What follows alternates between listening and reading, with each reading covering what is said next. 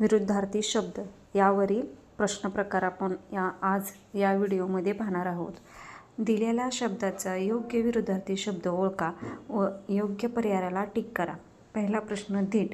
धीटच्या विरुद्ध काय येतं? भित्रा, चपळ.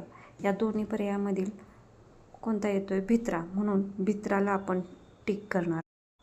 प्रश्न दुसरा. हसणे. हसण्याच्या विरुद्ध काय येतं? झोपणे की रडणे? रडणे. म्हणून रडणेला टिक करायची. तिसरा.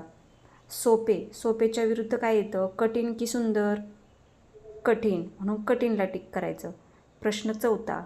लवकरच्या विरुद्ध काय येतं? पटकन की उशिरा? उशिरा. म्हणून उशीरला टिक करायचं. प्रश्न पाचवा. सकाळ. सकाळच्या विरुद्ध काय येतं? संध्याकाळ की दुपार? संध्याकाळ. म्हणून संध्याकाळला टिक करणार आहोत. प्रश्न सहावा. विश्वास. विश्वासच्या विरुद्ध काय येतं? खात्री की अविश्वास? अविश्वास. म्हणून अविश्वासला टिक करायची. प्रश्न सातवा.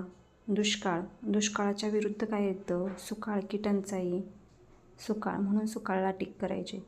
प्रश्न आठवा. स्वच्छ. स्वच्छच्या विरुद्ध काय येतं? अस्वच्छ की सुंदर?